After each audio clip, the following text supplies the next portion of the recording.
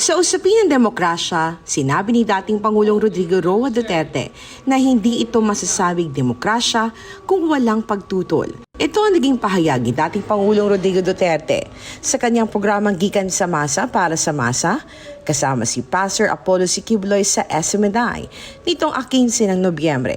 Matapos ang sunod-sunod na pagkalas sa mga miyembro ng Partido Demokratikong Pilipino, Lakas ng Bayan o PDP Laban na pinamumunuan nito. Wala naman nagsasalita against ninyo. Naglipatan na kayo lahat eh. PDP, walang naiwan. Baski mag-isa ako. Even if I stand alone, whether it is really nagustuhan ng tao o hindi, in a democracy, there must be dissent. Without dissent, there is no democracy. If you are not allowed to disagree, there is no democracy, period. Baski anong political science pag-aralan mo dyan?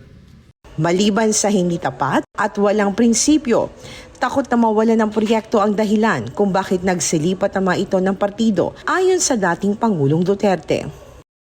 Mayor, naubos na yung sa PDP na under sa iyong party. Is it because takot sila na mawalan ng project?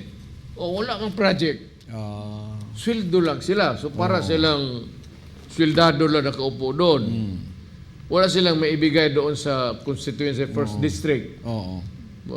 Mayor, eskwelahan, mayor, ay congressman, eskwelahan, congressman, yung tubig namin dito.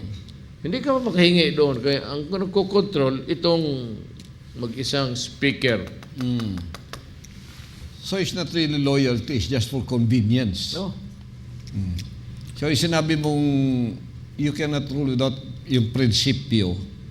Yung sa iyo ngayon, prinsipyo. Meron o wala, you have to stand on your Ako nakaintindi ako. values. Yung lahat ng PDP, wala nang naiwan eh. Except yung anak ko, pati I think Ongab.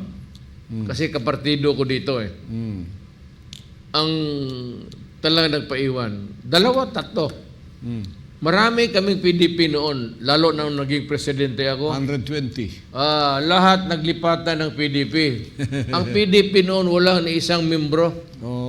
Si Senator Pimentel, ako pati, kukunti lang kami. Hindi kami mag-abot ng isang daan. Kung na-presidente ako, lipatan lahat dito kay presidente na. Maraming PDP. Ganon, ngayon, hindi na ako presidente, may bago na. Mga Marcos na, Romualdez, magpipinsan yan eh. Si Romualdez, pinsan niya si Marcos. Kasi ang nanay niya, Romualdez man, si Imelda. Nabanggit din ng dating Pangulo na bilang dating mayor ng Davao City ay may sarili itong proyekto at hindi naghangad ng anumang proyekto mula sa Kongreso. I enjoy it.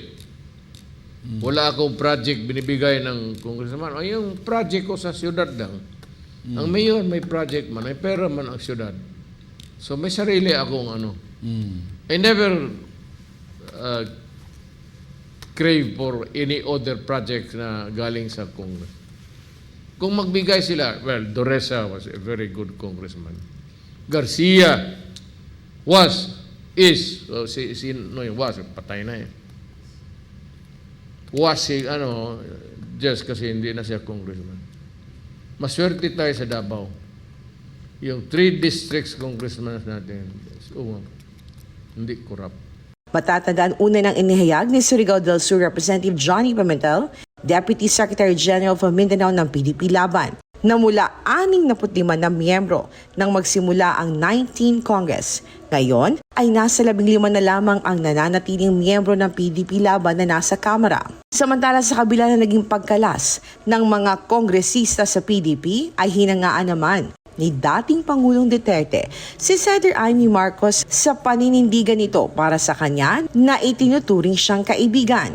Nung pumutok ito, sabi niya, I stand with the Duterte. Kasi outside of the Colombo yun siya. Kasi hindi siya makaintindihan sa bayaw niya. Sabi niya, Pati ito Mayor, si Romualdez. Mayor, sabi niya, one good friend is worth more than 100 relatives. Tama mo yun? You are his good friend now. Ako, I appreciate Aimee for in a way, in the past, nagsama ma rin kami. At ako, personally, maski mas maganda nga next election, ako lang ang PDP and I will magpatakbo ang mga tao na Pilipino na mauutak na We are with you, Mayor. magbigay ako ng hate.